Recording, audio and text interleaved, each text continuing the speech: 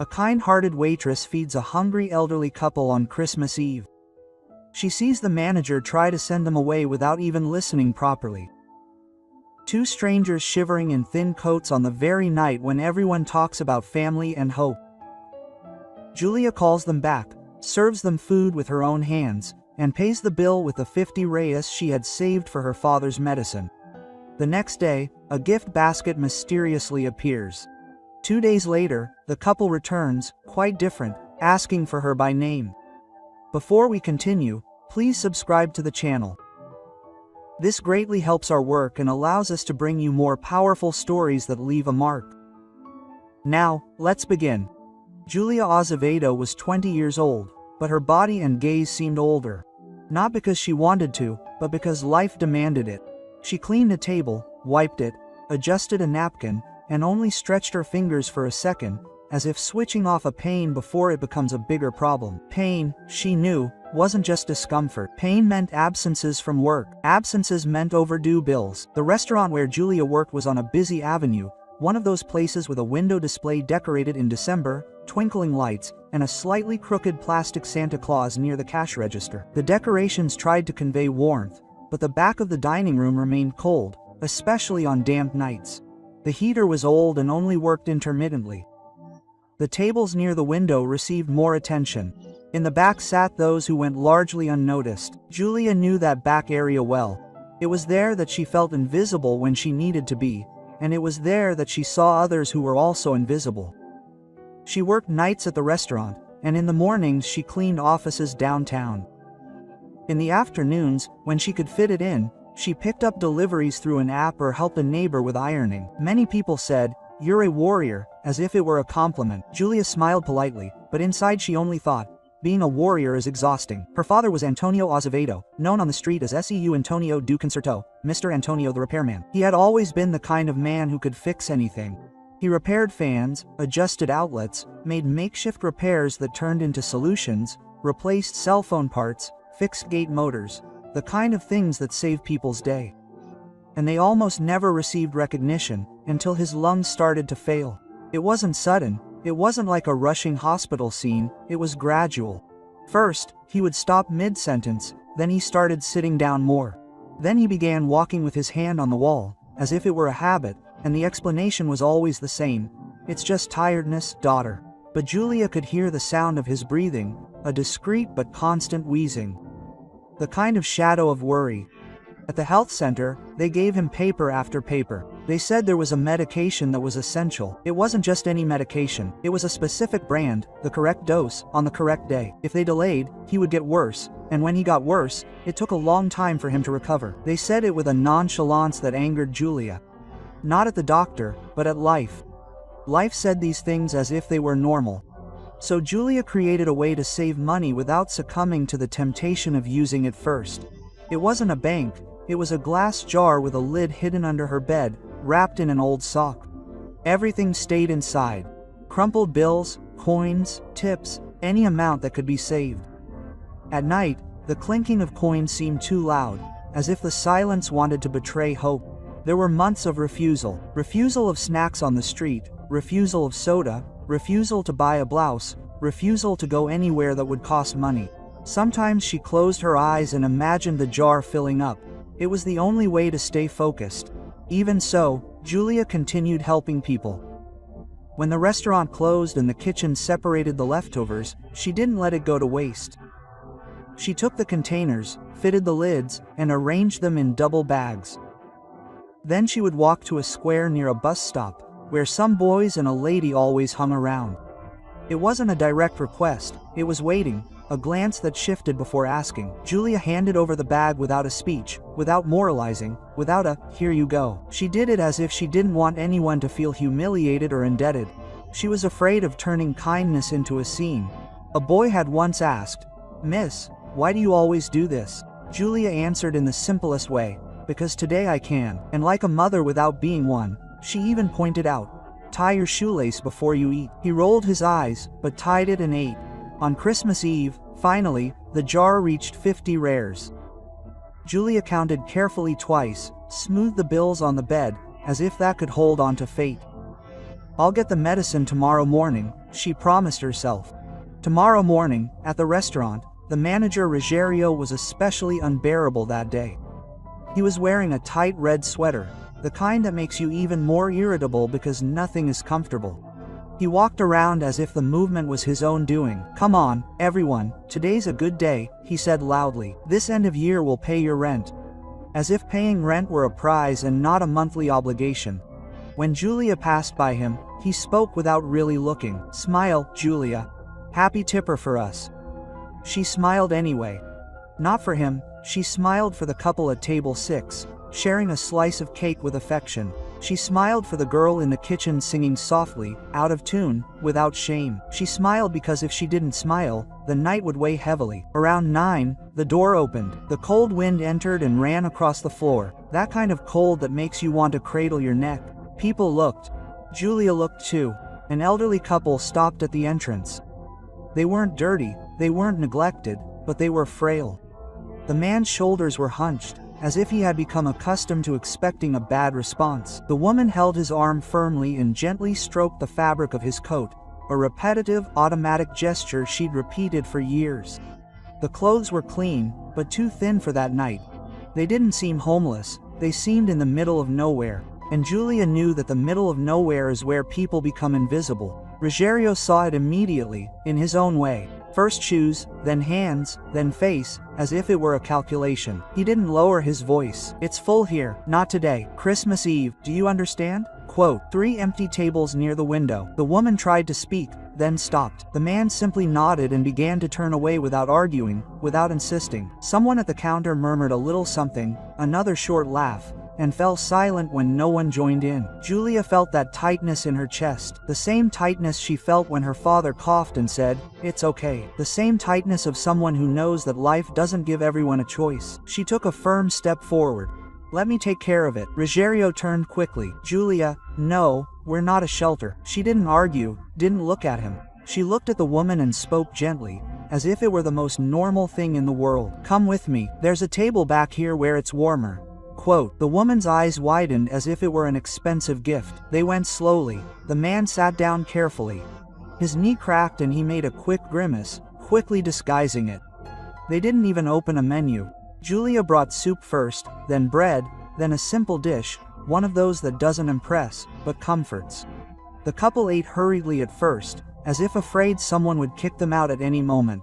Then, when they realized no one was watching, the haste turned to calm. "Thank you," the woman said softly. "We'll pay what we can." Julia nodded. "No rush, eat calmly." She registered the order in the system, under her number. When she printed the bill, she stared at the amount for too long.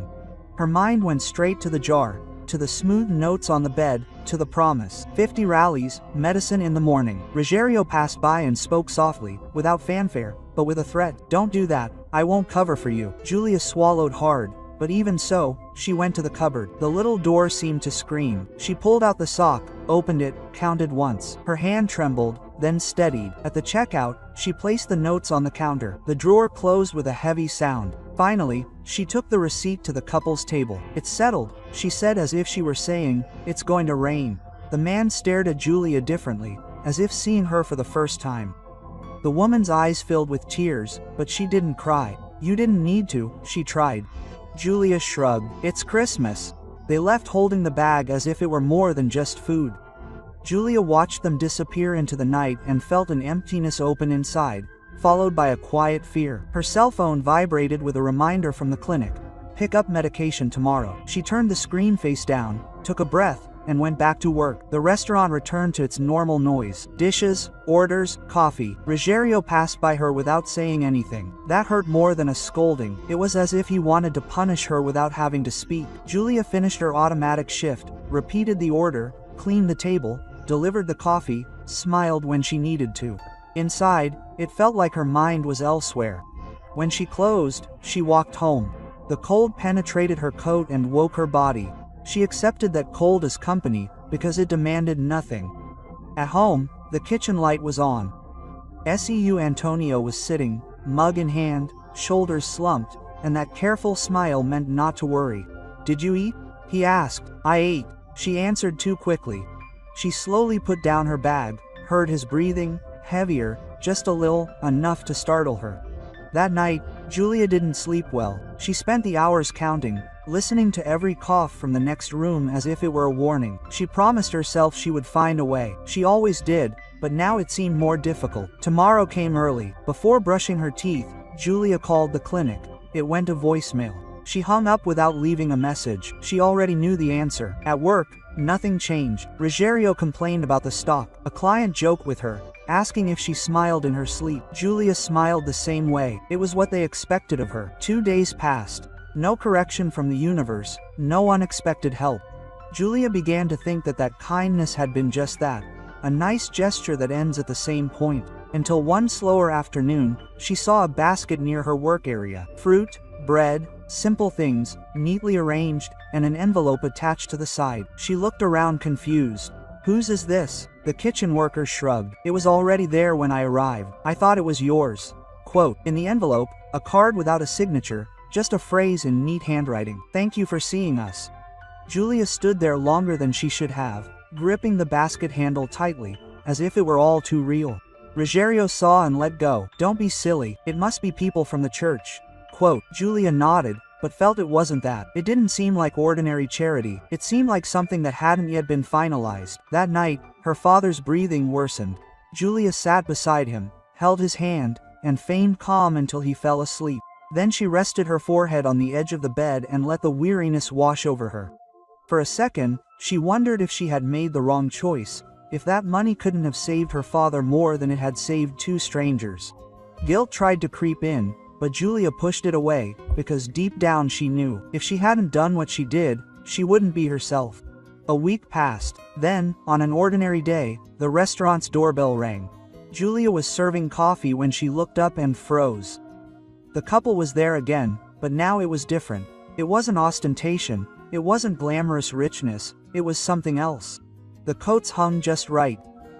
The shoes were good, clean, worn with care. And, above all, the way they walked had changed. A firm, calm posture, like someone used to being listened to. Ruggiero also noticed, adjusted his sweater, smiled, and went quickly. "A table for 2?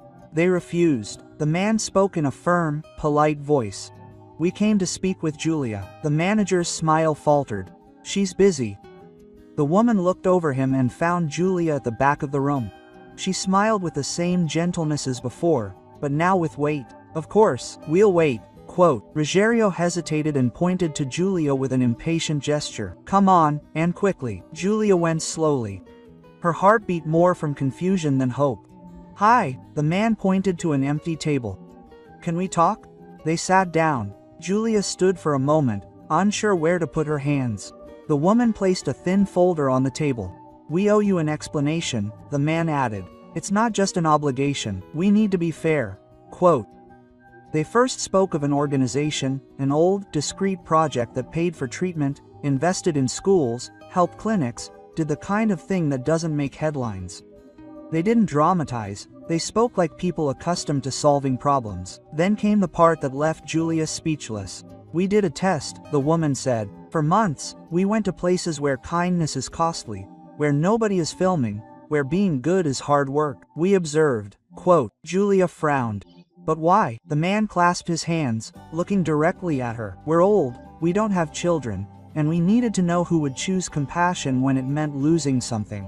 Julia shook her head. "I didn't know anything, and that's precisely why it was worthwhile," the woman replied. They pushed the folder towards her. Inside were papers with Antonio Azevedo's name, forms, receipts, payment stamps, everything organized. Julia felt breathless, touching the paper as if it were about to disappear. "Current and future treatment," the man said, resolved. Julia tried to speak. "I can't accept it," the woman replied firmly and gently. "You already accepted it when you needed it, and you paid first." Nearby, Ruggiero pretended to clean, but he heard everything. When he saw Julia's face change, his hardened. "And there's more," the man said. "Your studies, whatever field you want, all financed, with no obligation whatsoever. Just continue being who you are." Julia let out a short laugh of disbelief and put her hand to her mouth. It seemed like a lie, but the stamps were real. The folder was real. Their gaze was real. Ruggiero entered, interrupting. "Is there a problem here?" The man looked at him as if assessing his behavior and didn't like what he saw. "No, we're already finished." Ruggiero tried to insist, but his voice wouldn't come out. The man's firmness cut through the space. The couple stood up. The woman held Julia's hand tenderly. "We didn't save you," she said. "We just recognized you." Julia watched the two of them leave. The doorbell rang softly, and the restaurant seemed too small to contain that moment. Her life didn't become a fairy tale overnight. Julia continued working, continued taking the bus, continued counting the hours, but the weight on her chest lessened enough for her to breathe. Her father's medicine started arriving on time. His cough subsided. He began sleeping better. Some mornings he joked again, weakly but genuinely. Julia entered school discreetly, without posts, without announcements, without flaunting her victory. She studied like someone protecting a gift, night turning into dawn, cheap notebook, full, cold coffee. She didn't go out to the party and didn't miss it. Focus became routine. People whispered. The waitress studying, her father getting better, rumors trying to grow. Julia didn't explain anything. She didn't need to. The years passed steadily. At graduation, the hall was full, noisy, with cell phones raised too high. Julia stood backstage with sweaty palms, but a calm heart. When her name was called, she slowly entered and searched the audience until she found her Antonio standing with help, clapping too loudly and smiling as if he were holding the world. Julia spoke without reading. She spoke about a night that seemed short, about choosing people when it costs her, about how kindness is not weakness, it's discipline, a habit that is practiced even when tired, even when afraid, even without a guarantee of return. Then the video circulated, people sharing, discussing, some saying it was inspiring, others saying it was an exaggeration. Julia watched it once, turned off her cell phone and went on with her life. At the back of the hall, the couple was there, without spotlights, without an audience, only with pride. Julia didn't chase success as if it were a prize. She built it the same way she served soup that Christmas Eve, with a quiet hand, a clear choice, and without demanding anything in return. And somehow that was enough. If this story reminded you that strength appears in small and difficult decisions, take that with you. Choose the people you see, even when it costs you. That's how life changes.